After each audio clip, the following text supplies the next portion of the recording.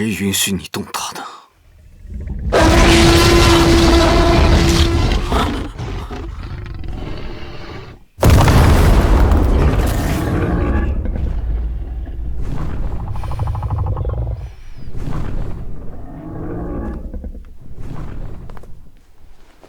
就是因为这个女人，让你迷失了自己，变成了一个愚蠢的恋爱脑，毁掉了我们所有的约定。什么约定？你忘了吗？就是我们认识的那天啊！我因为实在受不了超负荷的训练，和每天像犯人一样被严密监视和管控，崩溃的想要结束这一切。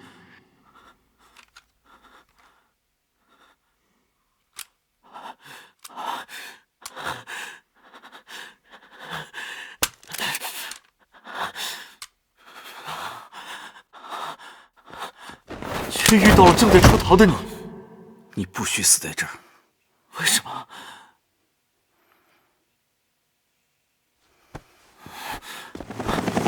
发现未知巨型生物，区域危险，紧急返航。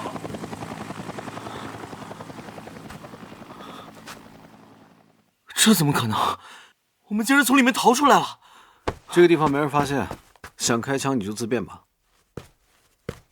我不想死了，你要去哪儿？带上我一起呗！在我们小队我是最强的，他们都喊我 Max， 我一定可以帮到你的。不要，你跟管理局那些影一样烦人。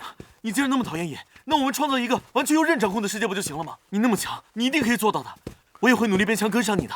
那我们现在开干吧！不要再跟我走一条路，我往北边走，你往南边走。那个时候我就下定决心，旭哥，我一定会和你顶峰相见的。可是，在我为你铺好所有的道路之后，你却亲手杀死那个曾经充满理想的你，毁掉了我所有的期待。既然你已经不是那个曾经的你了，那就去死吧！我不需要你的期待。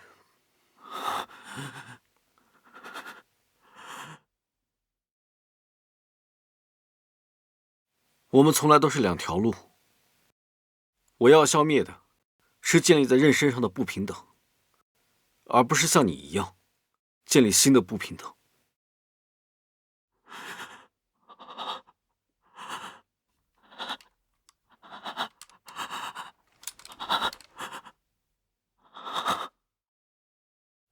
原来，你从来都不需要我。谁他妈准你动他的？还等着你和我一起把虚言做大做强，实现咱们共同的梦想，创建一个由刃完全掌控的世界。原来这一切都只是我的脑补。我活下去还有什么意义？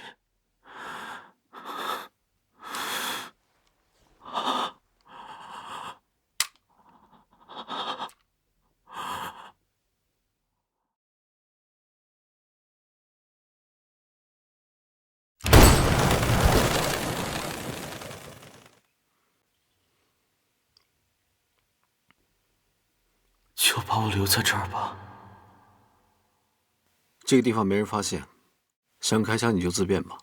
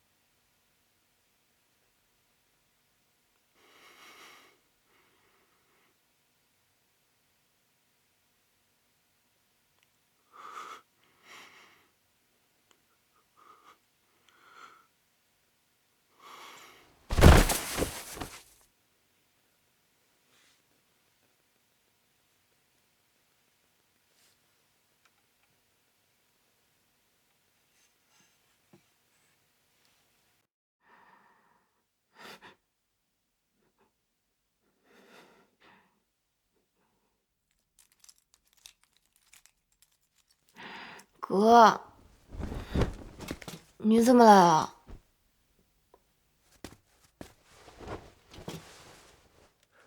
收。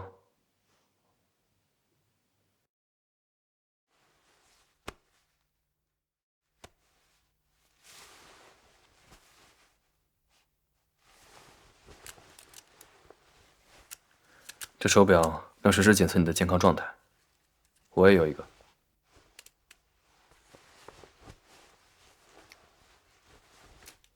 要是检测到你的状态异常，它会第一时间给我发你的定位。那以后岂不是24小时被你监控啊？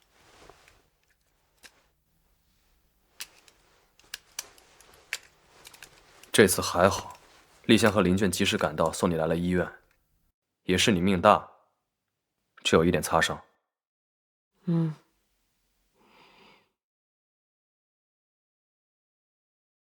对了，哥，谢先去哪？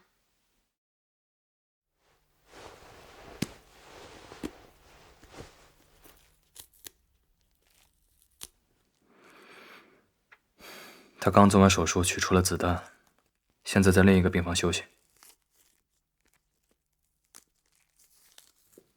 以后不准你再跟着他出任务了。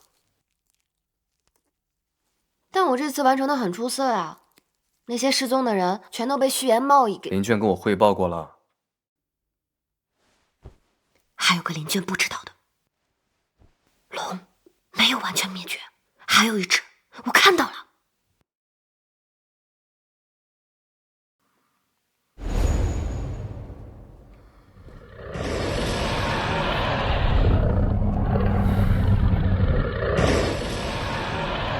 我说过，我会把最好的都给你。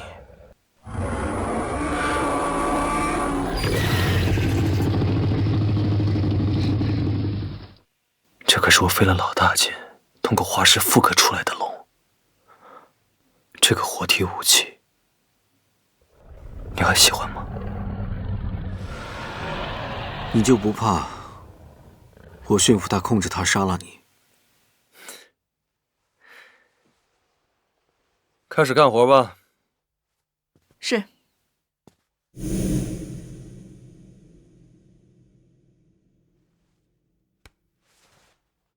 大千世界无奇不有。之前在吉纳斯的时候，你不就见过南星那只变异的章鱼吗？但章鱼和龙不一样。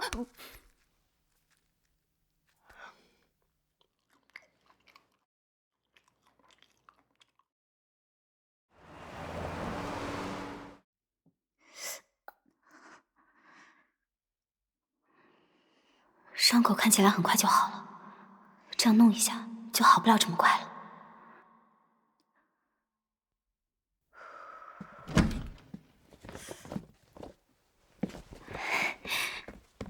这是我这次辛苦出任务的奖励吗？怎么又严重了？没事，可能是不小心扯到伤口了。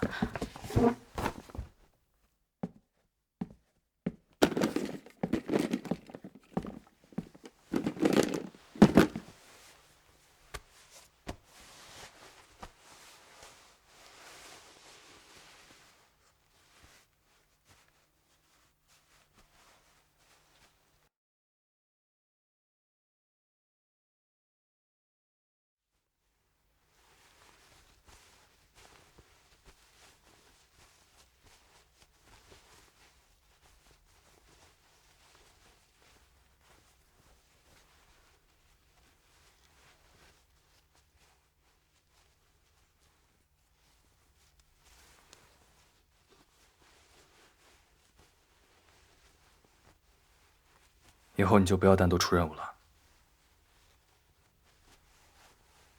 就待在我身边。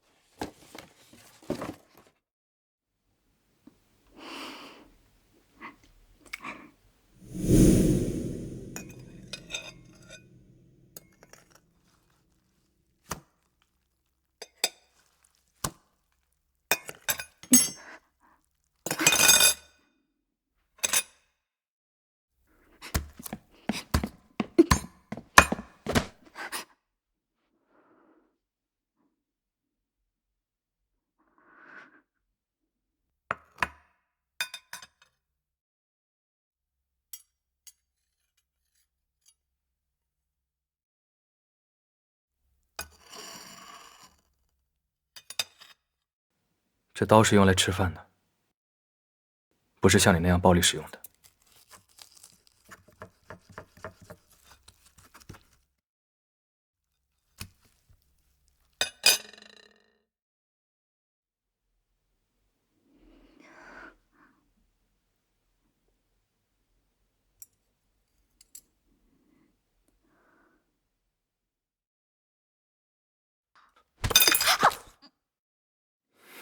他脏了。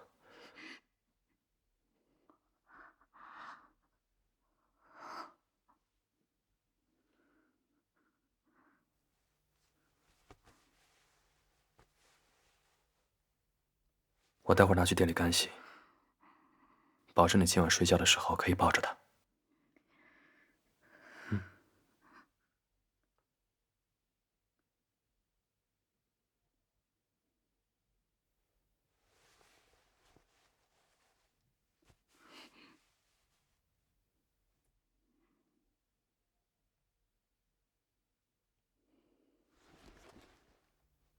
最近我妹天天吵着要吃这个，也不知道有什么好吃的。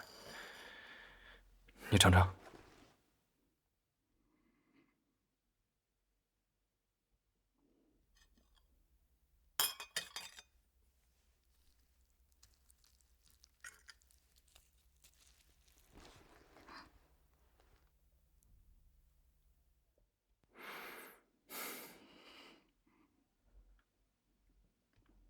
吃蛋糕就吃蛋糕，傻笑什么？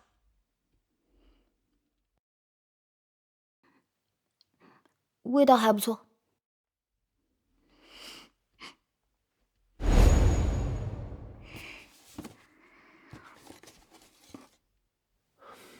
吃吧。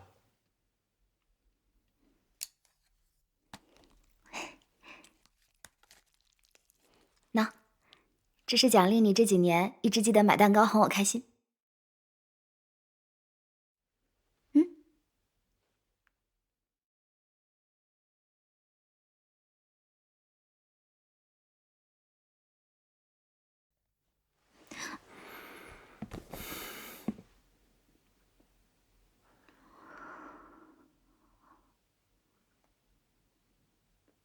希望你对我们俩的关系不要有任何的误解。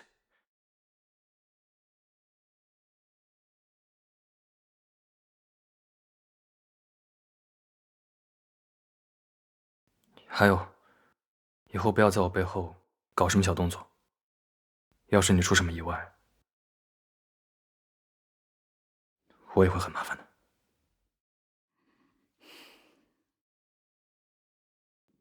知道了，我以后会爱惜自己的。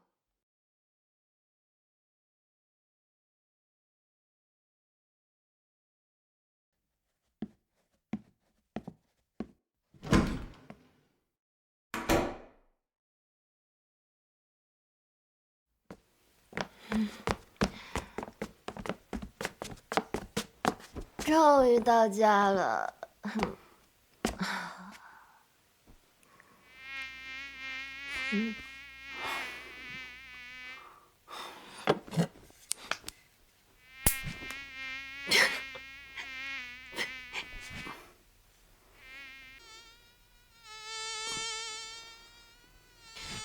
哎，你别乱动，这样会扯到你伤口的。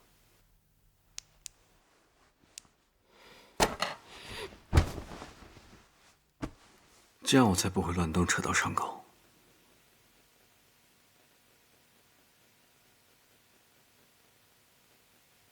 哎，对了，有一个问题困扰我好几天了。我在悬崖上的时候，依稀隐约看到了一条龙，你有看到吗？那是我的龙。嗯？所以这条龙是你的宝宝啊？就跟南星和他的章鱼那样？对啊。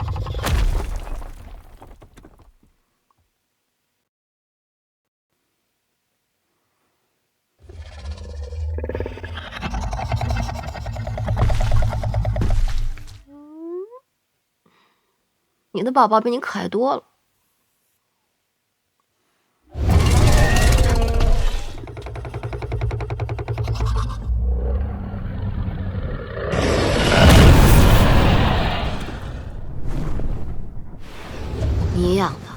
脾气和你一样难搞。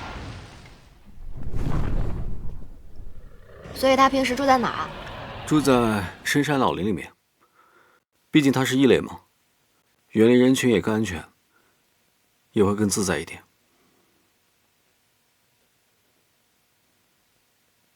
就那个男孩子好孤僻的，平时看到人都不笑的，还不打招呼。之前新闻不是说嘛，这种人会发疯的。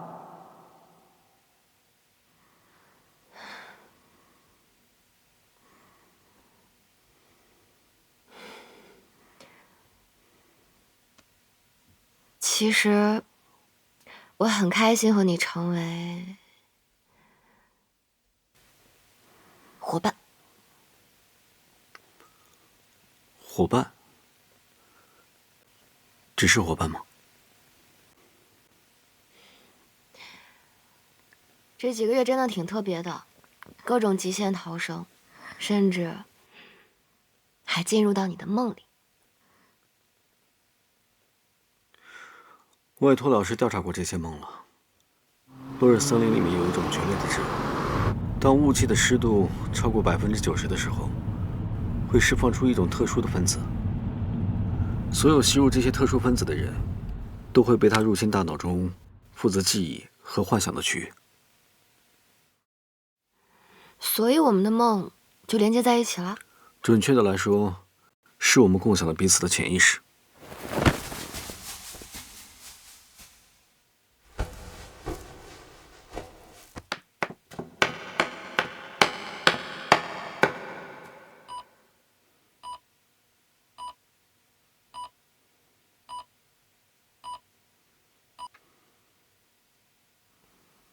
潜意识的话，那梦里面经历的，也有可能是真实存在和发生的记忆了。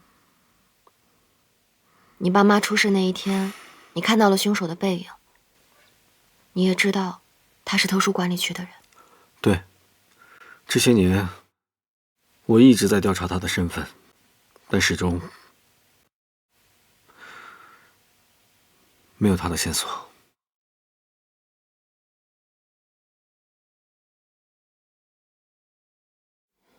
等我们集齐碎片，我陪你去找杀害你爸妈的凶手。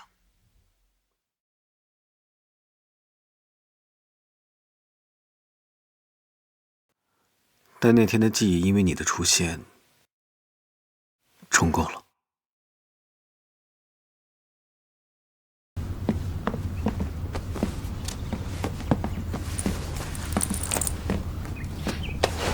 你这又跟谁打架了？我跟你说了多少回了，同学间要有爱。哎呀，你已经成年了，能不能爱惜一下自己身体啊？去一次医院就好几百呢。好吵，烦死了。哎，这是他们出事前我对他们说的唯一一句，也是最后一句话。那你一定很遗憾吧？没有好好跟他们道别。遗憾？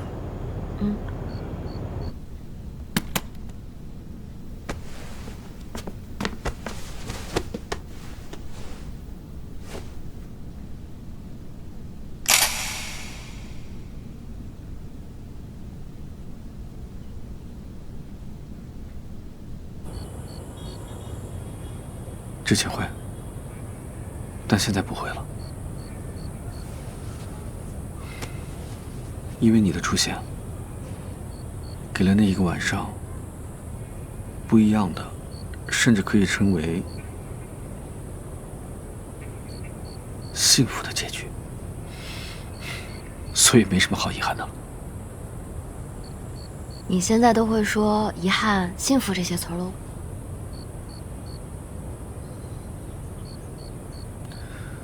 对了，方便问一下，你妈妈后来怎么样了吗？我妈妈没有醒来，我爸爸呢，也因为做了非法实验被起诉。他点燃了一辆车，带着妈妈永远离开了我们。所以我哥大学毕业之后就去了特殊管理局工作。他觉得人就是一群很偏执、没有正常情感的人，必须被严格管理起来。那你呢？你刚都没有说你自己，你2个手臂被你爸扎的全是针口，你不怨他吗？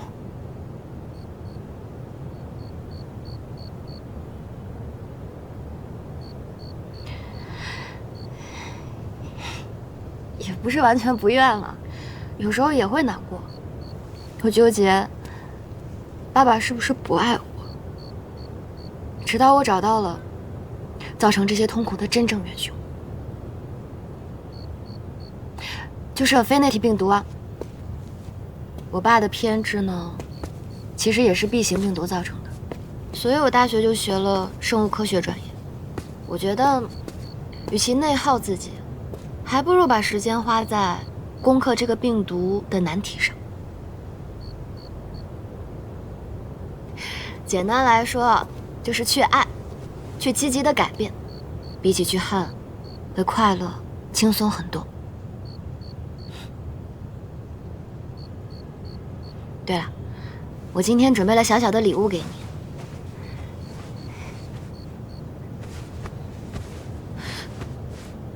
我可能是落在路上了，我去找一下。你等我，我马上回来。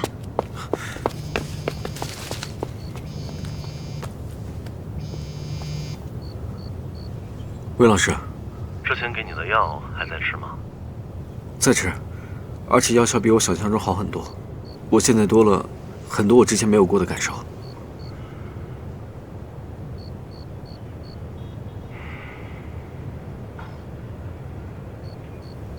老师，我本来是想告诉你，之前配药的时候拿错了，给你的那个只是普通的维生素。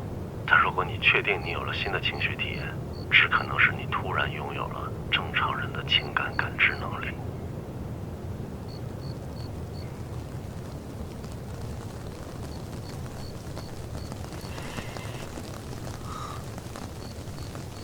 知道了。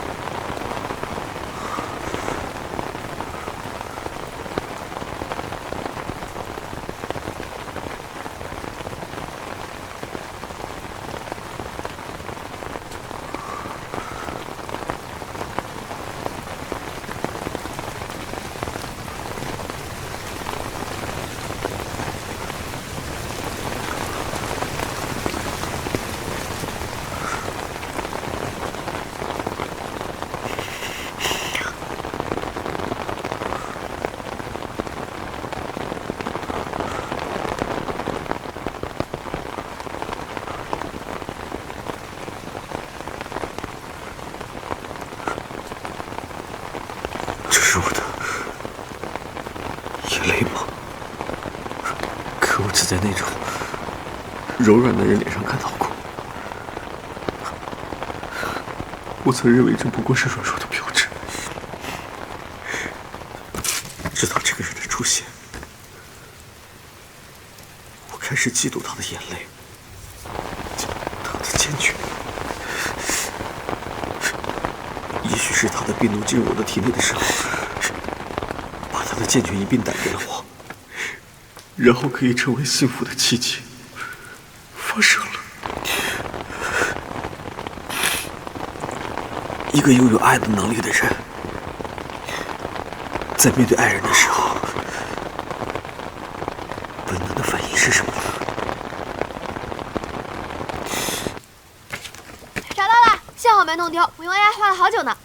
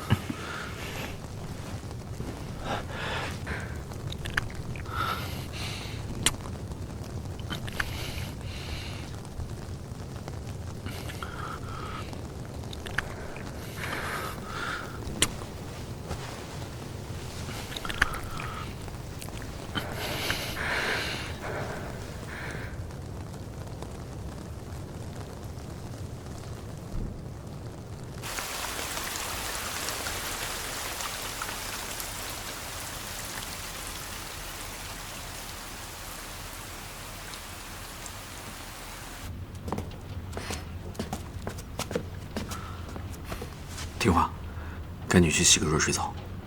嗯。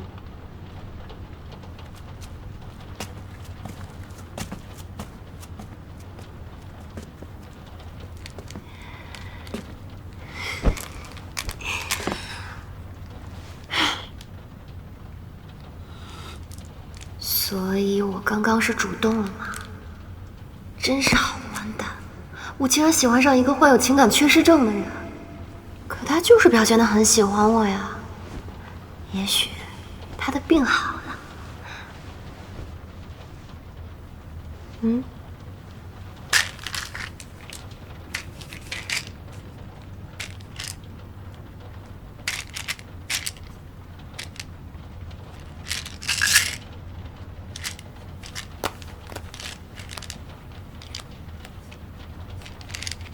通过调节大脑的神经递质来模拟情绪状态。他在吃模拟情绪的药物。这段时间他对我表现出来的关心和爱意，都是因为药物作用。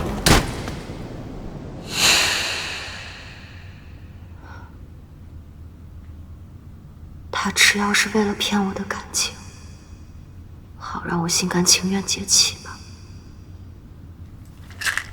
如果他真的是这样，那我一定跟他断得干干净净。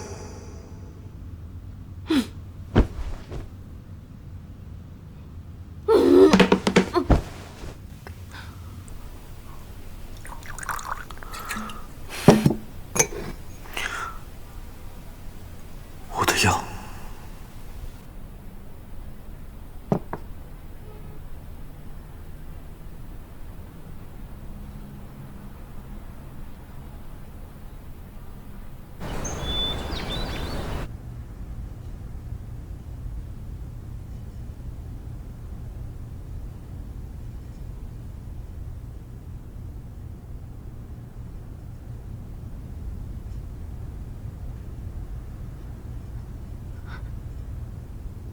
怎么动不了？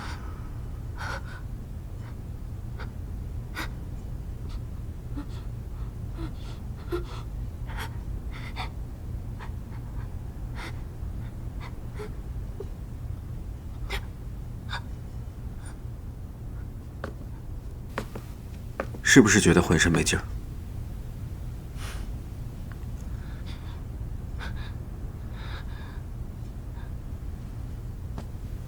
不用担心，你没生病。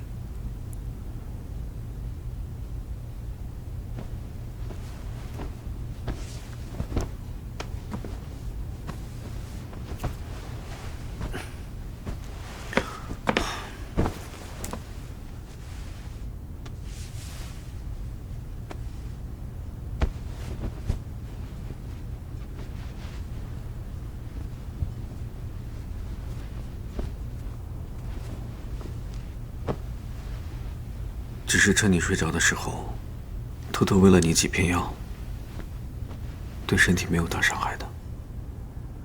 只是为了让你没有力气逃走。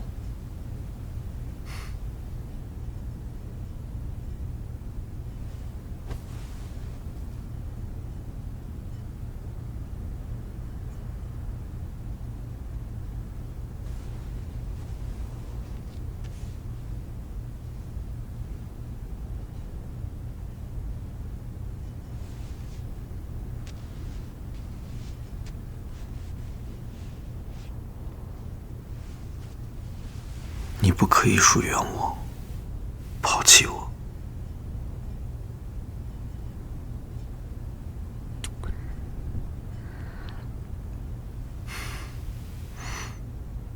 饿了吧？我们去吃早餐吧。吃完早餐，再喂你吃几片药。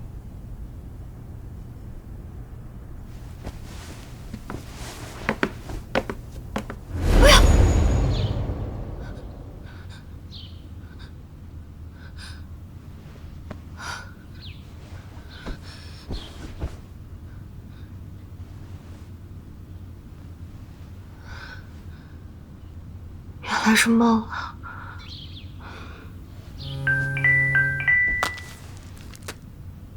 起床，吃早餐。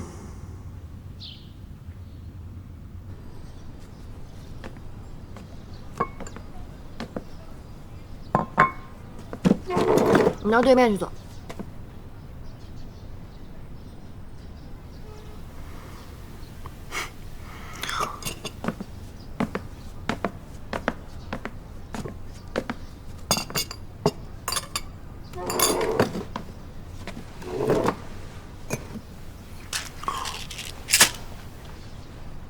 昨天在你外套口袋里发现的，这是什么？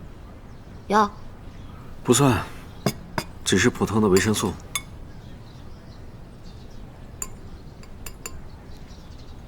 那你从什么时候开始吃的？婚礼之后吧。一大早不想吃太油。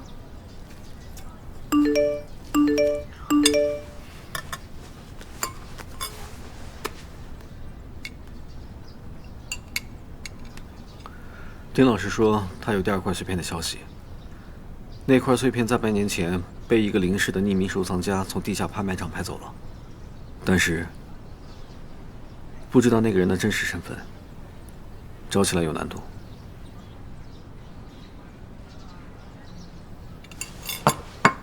我有办法，一般这些收藏家都会给自己的藏品买保险的。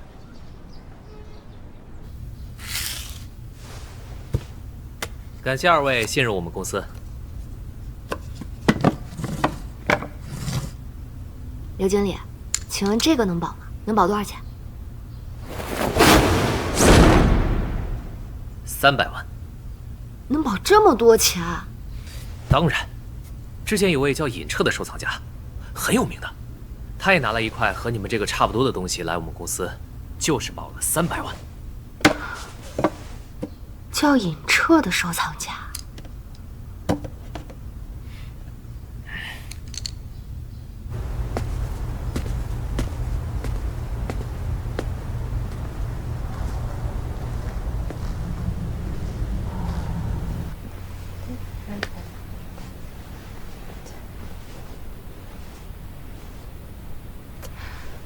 跳10几遍了，就这样吧，让后期处理一下吧。好的，夏菊。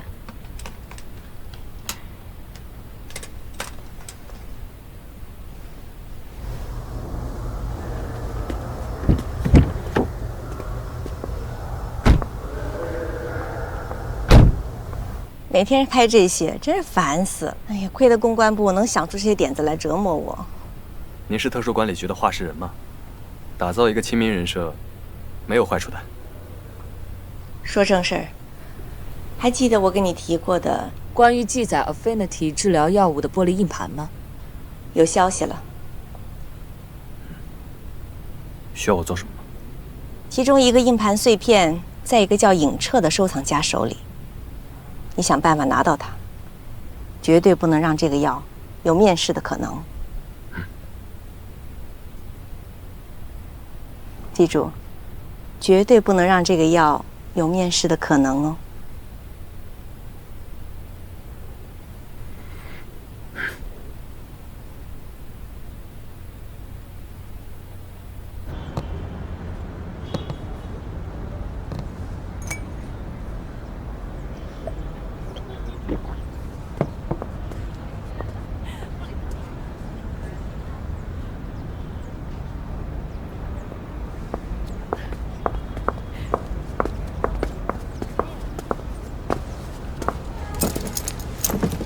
不好意思，不品质。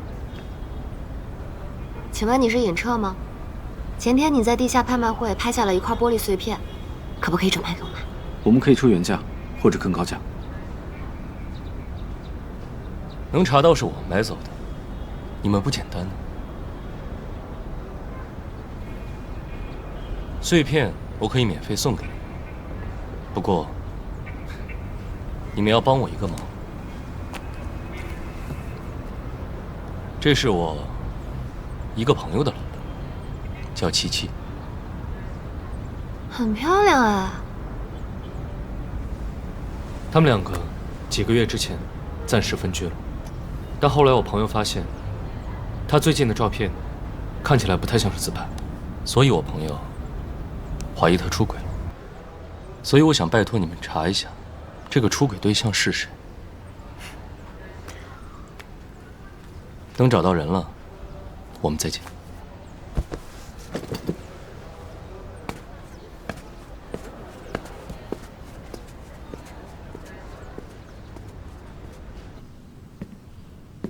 尹总，来了2位特殊管理局的人，说要买您的藏品。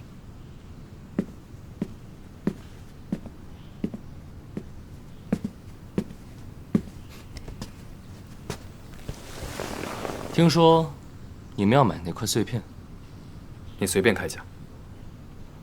刚刚听说你们是特殊管理局的人，那追踪手段一定很不错吧？我有个朋友，他老婆……你老婆怎么了？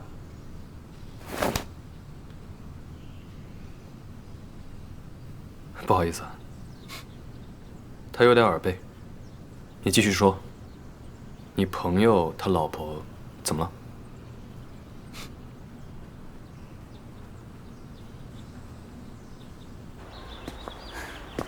我走之前在尹彻身上放好窃听设备了。这里是七七自己开的蛋糕店，每周4会员日他都会过来当1天的店长。今天正好周4，他也许会过来。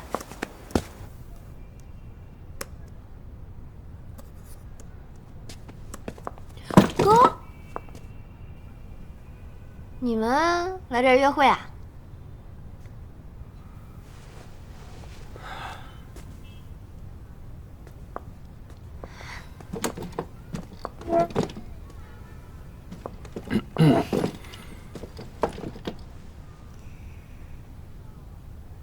也没有那么像约会吧？真的很像。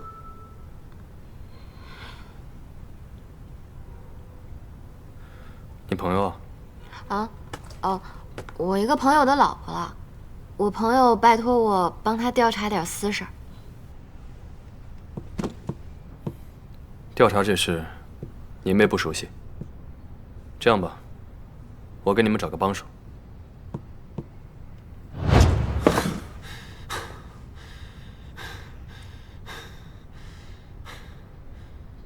你速度挺快啊！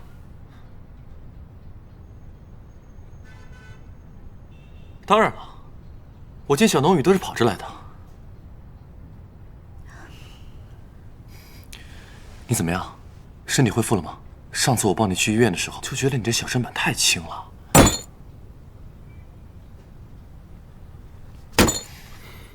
这都是你点的呀？龙宇不吃酸的，不吃味道重的咖喱，汤最好有葱提香。你当老公连这些都不知道？你还知道我是她老公啊？你怎么对我这么了解啊？你哥在给你挑老公的时候呢，专门根据你的各种喜好精心打造了遴卷，严苛程度堪比特殊管理局的日常训练哦。哎，你这样说的我很没自我的。了解有什么用呢？也没见格斗比赛那天，龙宇选你啊。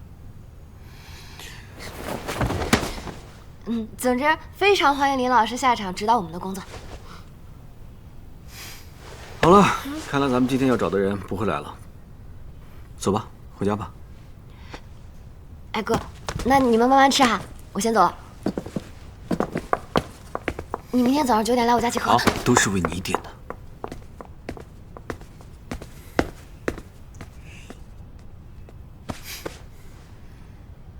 他们可能也在调查七夕的出轨对象。你也有那个出轨对象的消息，及时通知我。OK。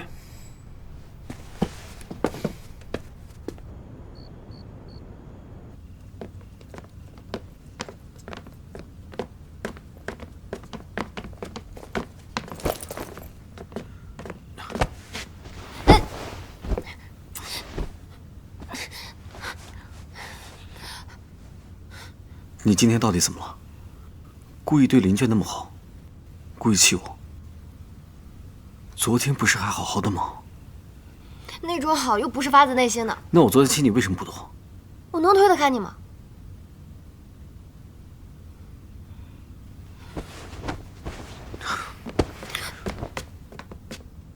那我以后不会再主动亲你了，除非你说愿意。我知道了。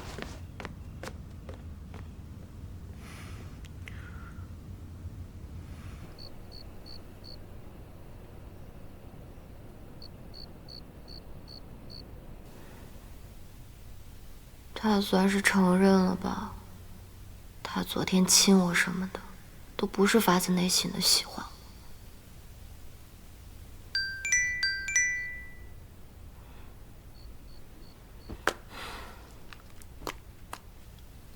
七七的账号更新了。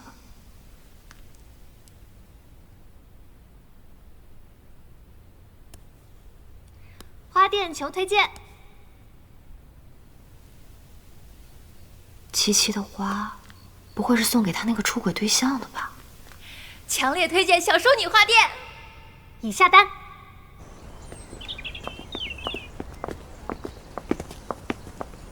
哎，你好，请问是不是有个叫七七的在这订花呀？美女，我们不能随便透露客人信息的，不好意思啊。阿彪，你磨蹭什么呢？来了，七七的订单要超时了。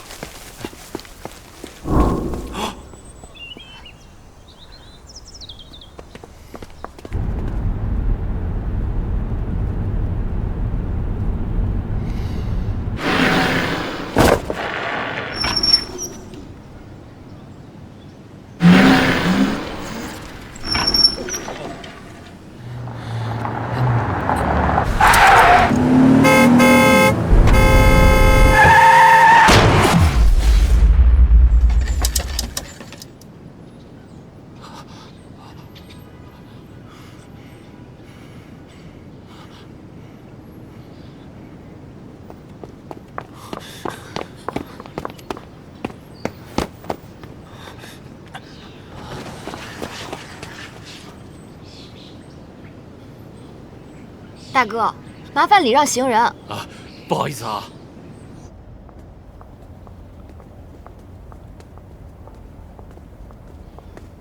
你刚跳车太危险了，还好林卷刹车刹得及时。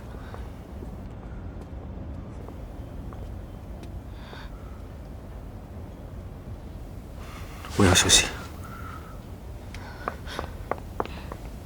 不会是刚刚用力过猛，变度失控了吧？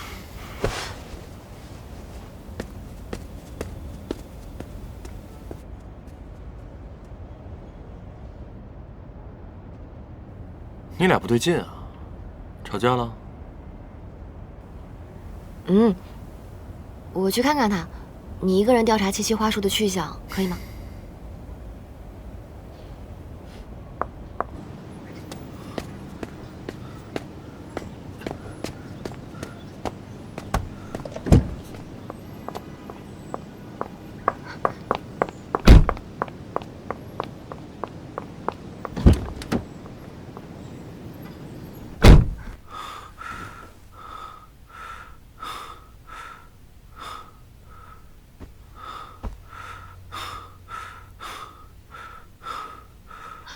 抑制剂在我包里，我帮你打。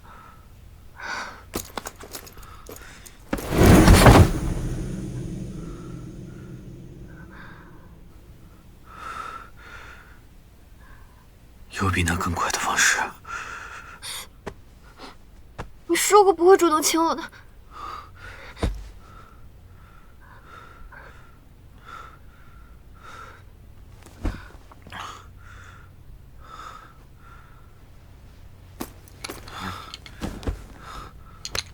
打吧。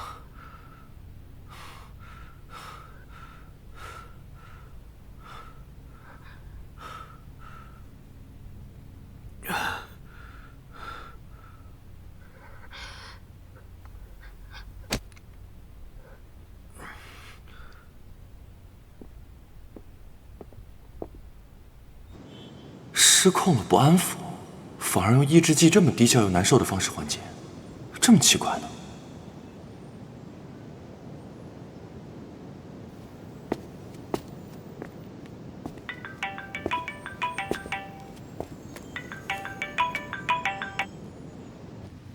？1天了，有什么进展吗？我怀疑农宇和谢新旭没有结亲。确定吗？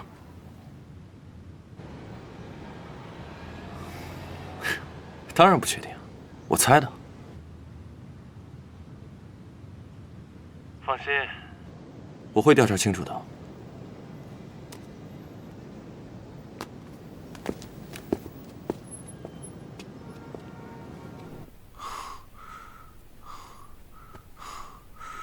需要我抱你吗？不用。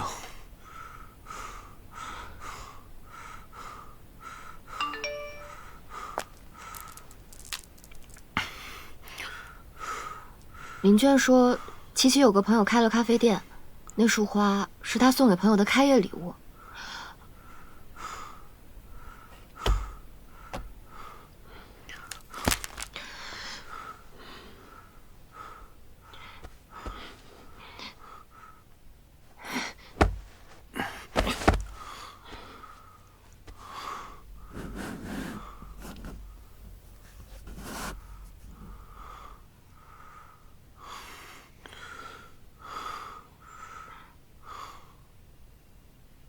下次难受，就直接说呀。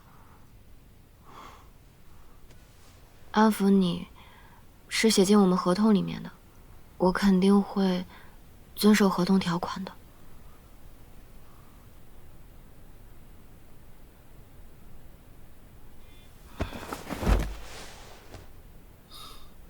所以，只要写进合同里，任何人都可以得到你的安抚，对吗？啊？有病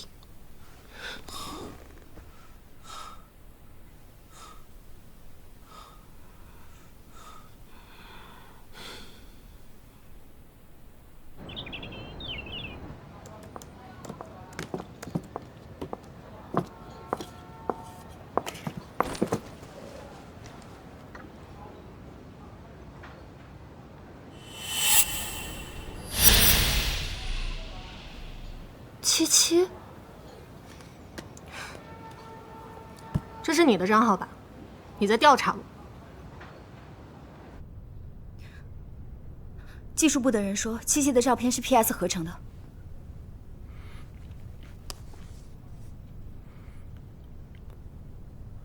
他为什么要合成男友视角的照片？什么男友视角啊？他可真会脑补。我拍那些照片只是为了告诉尹彻，我一个人玩的超级开心。啊！但他以为你出轨了呀！我真是服了。我跟他一开始就是一段孽缘。这是期末考试的必考题。他是我大学时候的家教。这个地方呢，要求括号里的这个值和这个值的总和。这几道题你先做，半个小时之后，我再给你讲解。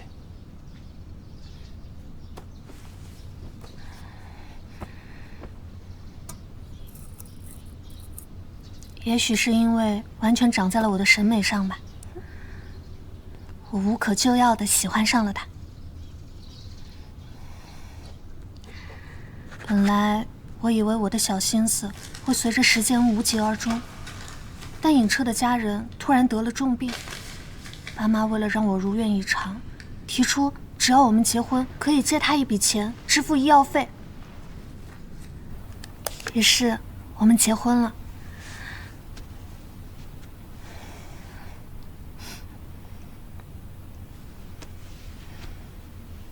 但是婚后，我们各方面都不合拍。哎，老公，你看，我喜欢动物，他却对猫毛过敏，吃呢也吃不到一起去。哎，我点了好多外卖，要不要一起吃啊？不用。睡也睡不到一起去。今晚一起过夜吧。不是说好了每周只周6通风，还有2天。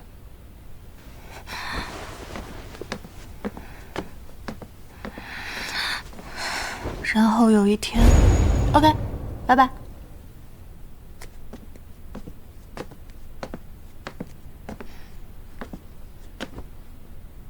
我有一个项目需要在家长期办公，需要一个独处的安静环境。你要不要去度度假？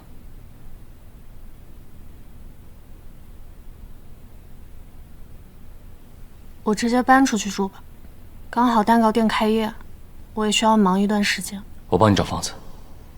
他连演一下都烦，直截了当的告诉我，他想要一个人的空间。那我也不要死缠烂打，让他更讨厌。我想向他证明，我一个人也很精彩，可我又舍不得真的离开他很远，所以只能修图，假装到处旅游。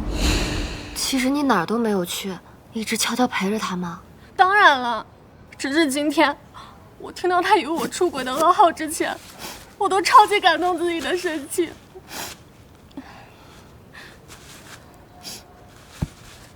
不过我清醒了，现在尽快离婚保平安吧。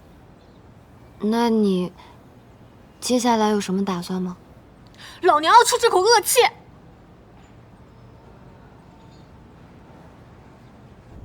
尹先生，七七的出轨对象有答案了。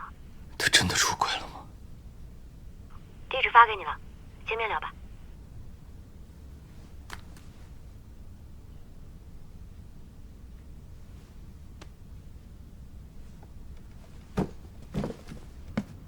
小何，把今晚的行程都给我取消了。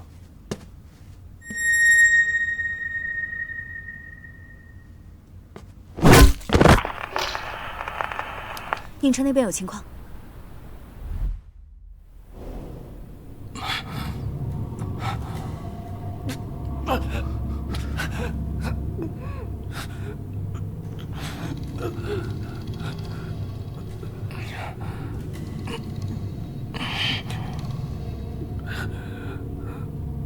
你家暴了你的妻子，对吗？我没有家暴。这会儿还要撒谎？好吧，只能把你当做垃圾处理掉。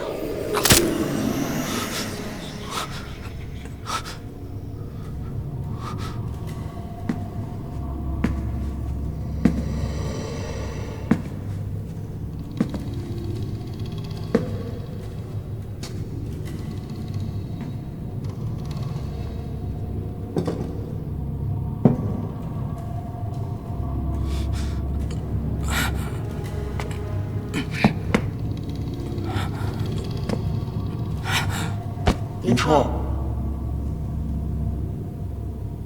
坐到椅子上。这里是生命中转站，手机那种东西是带不进来的。很遗憾的告诉你，你已经死了。坐到椅子上。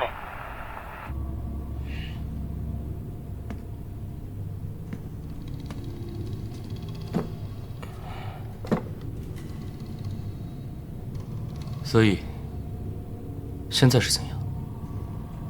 开启下一段人生？这取决于你对自己犯下罪行的悔改程度。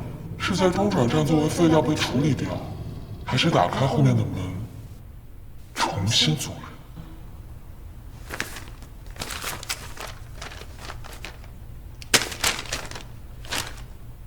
你犯下的罪行实在太多了。第一，为什么和你老婆结婚3年，却从来不把她介绍给朋友认识？我没朋友。死了都不说实话。好了，下一题。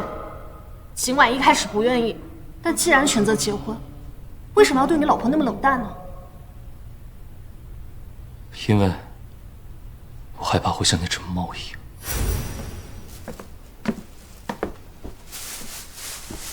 这个猫窝不是你新买的吗？不喜欢了？猫我不喜欢了，所以我送走啦。得到了就会被遗弃，于是我决定和他保持若即若离的关系，来尽可能延长我们婚姻的新鲜感。哎，我点了好多外卖，要不要一起吃啊？不用。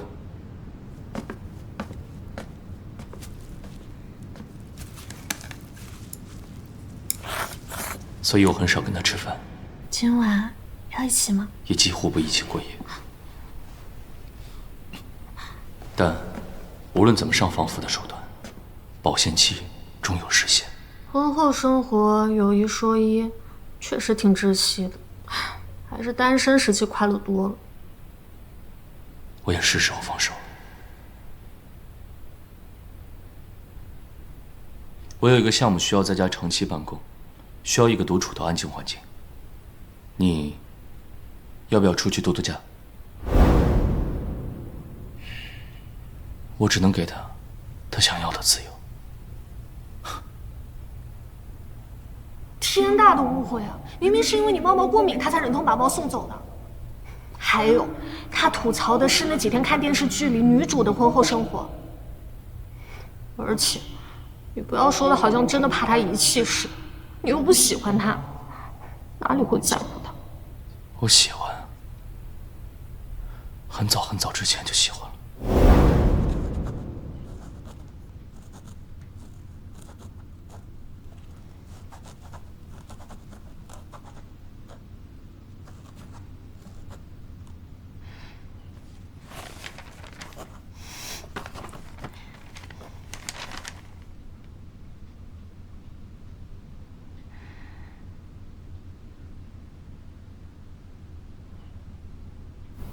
然后，幸运眷顾了我，我们结婚了。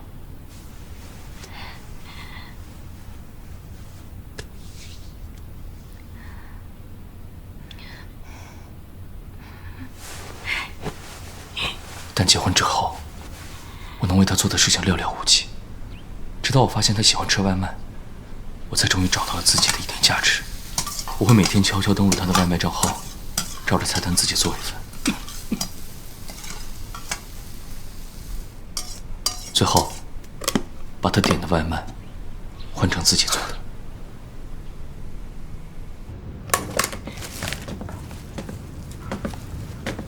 哎，我点了好多外卖，要不要一起吃啊？不用。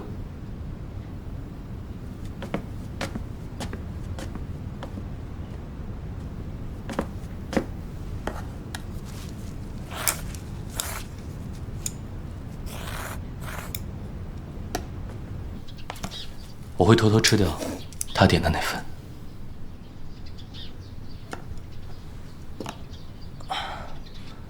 幸好没让他吃这个。你好，来拿蛋糕。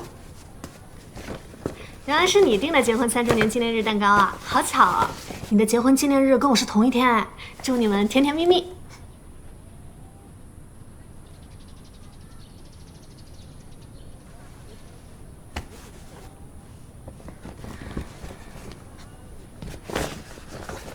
也祝你3周年快乐。我也努力用自己的方式，创造我们之间的仪式感。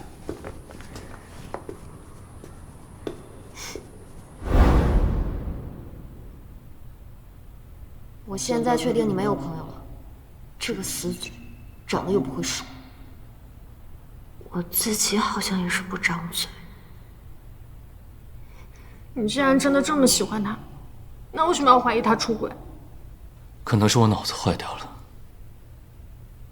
看到那些照片，我没有办法控制自己不去想，到底是谁陪在他身边，让他笑得那么开心。你个死嘴，怎么这么能憋？现在怎么憋不住？你就这么怕变成废料吗？因为我终于知道了，他的爱并不比我少。他真的出轨了吗？地址发给你了，见面聊吧。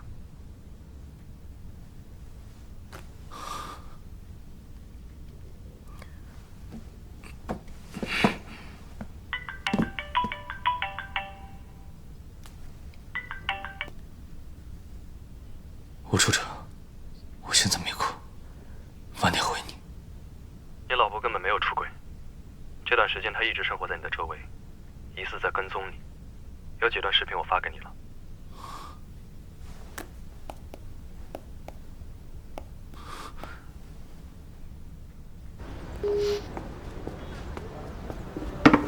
不好意思，这是另外一桌客人的，你们点了同样的菜，我送错了。小姐，您的餐。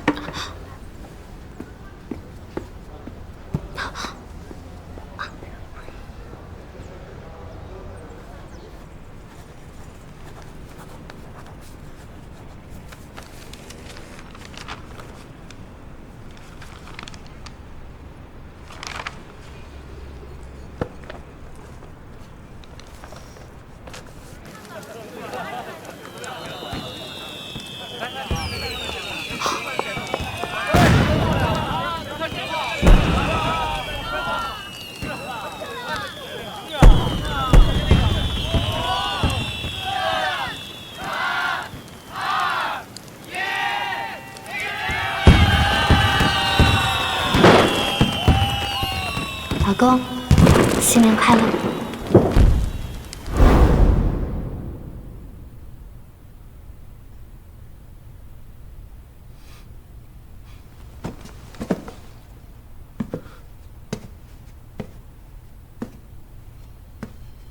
对不起，琪琪。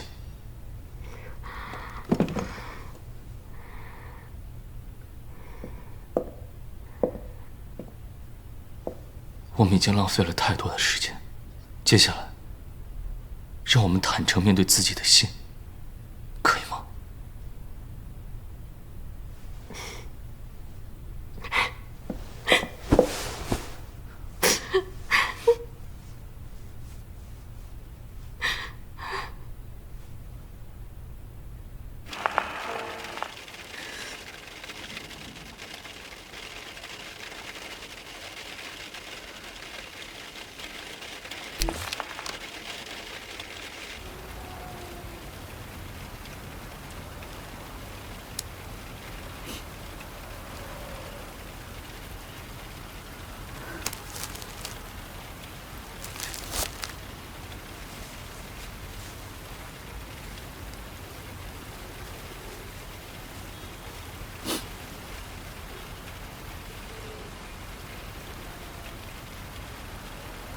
我们得到结论了，明天去找尹彻要碎片。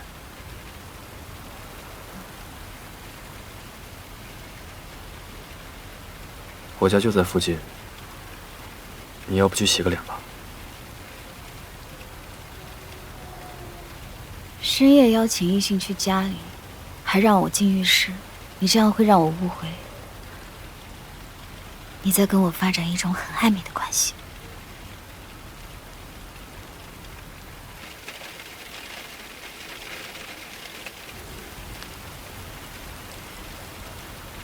我只是在关心和体贴同事，所以要去吗？去啊！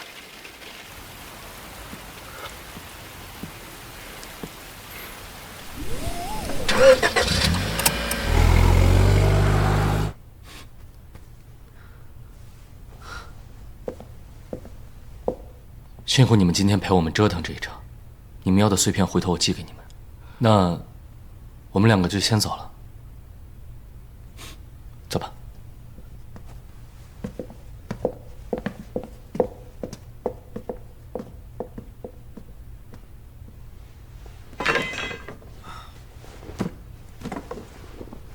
好了，咱们也收拾下东西，走吧。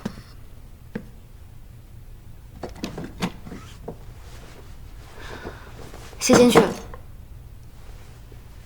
坐到椅子上，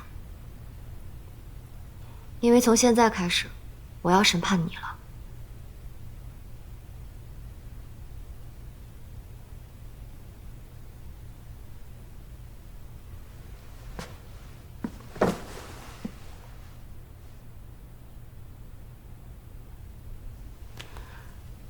你最近吃的维生素药效很大哦，还能治疗情感缺失症。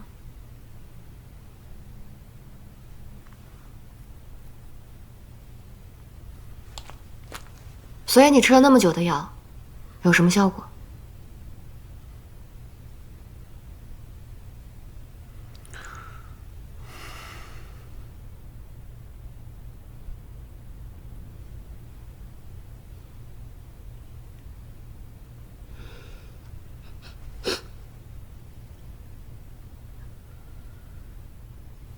一开始是看到你泡在浴缸里很难受，心脏就有一种莫名的被扯了一下的感觉。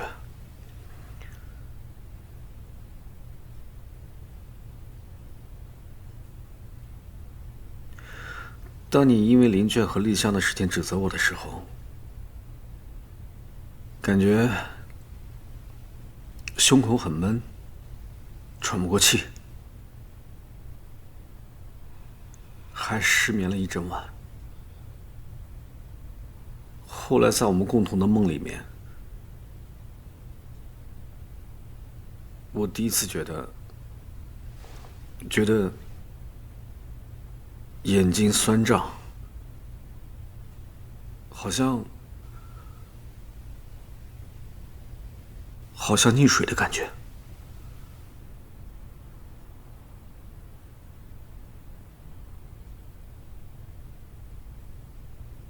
当这些陌生的感觉变得越来越频繁的时候，我才知道，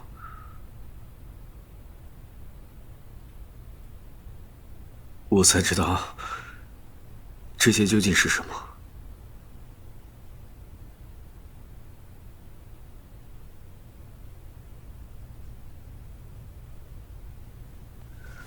在浴缸抱着你的那一晚，看着你很难受的那种感觉，原来叫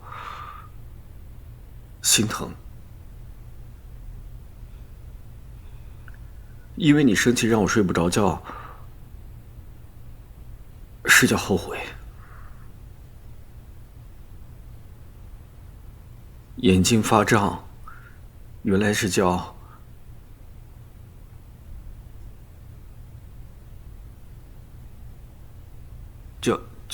难过。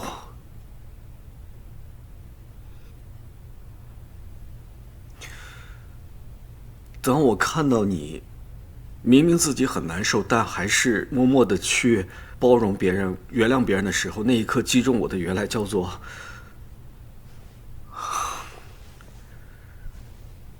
震撼和感动。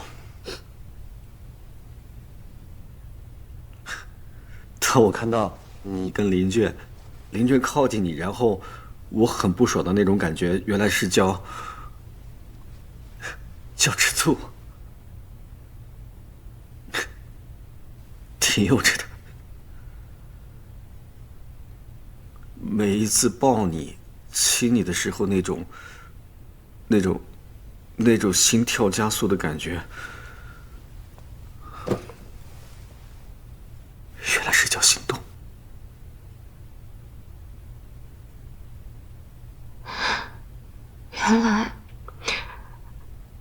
原来这些感觉不用走血，只靠吃药就可以养。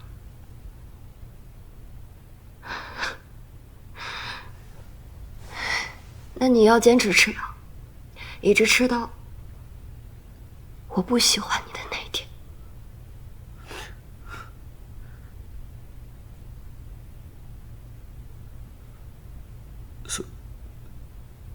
所以你现在是在跟我表白吗？是啊，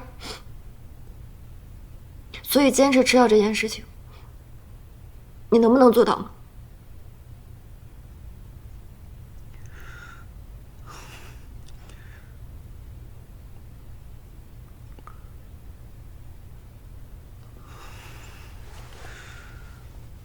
可是我不想再吃药了。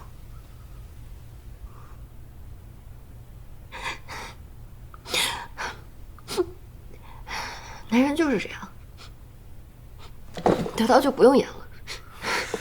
你先听我把话说完。不哭了。不想听你说。听我说嘛。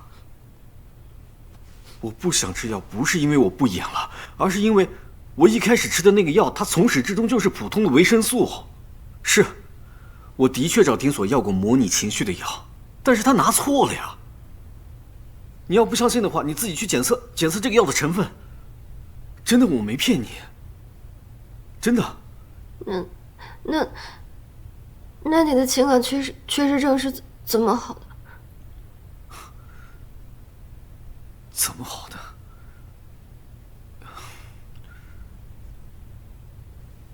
有没有可能是你把我治好了呢？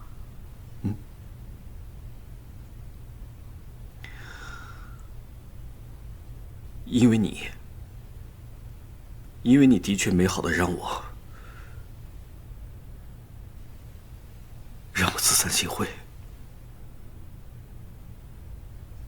无法抵抗你的能量之灯被你同化了。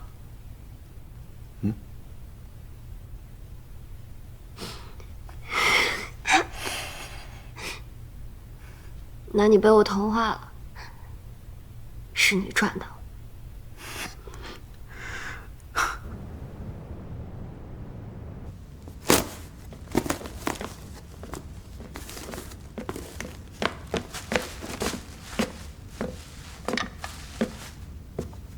你的晚安奶，我的蓝莓。这是尹彻寄过来的碎片吗？对啊。看看。没想到最后1分钱没花，就拿到碎片了。现在我们有2块碎片，我们读取出来研究一下。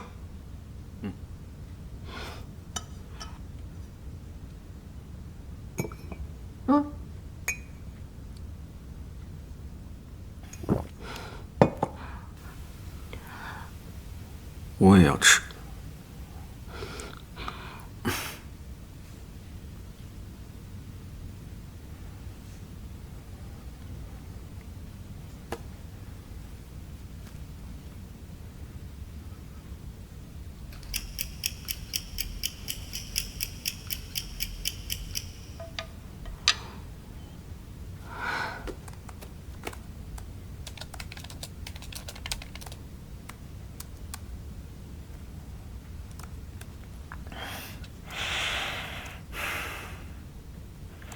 很晚了，该睡觉了。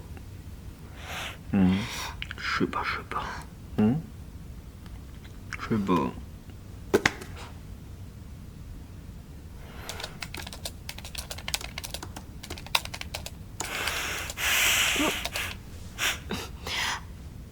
哎呀。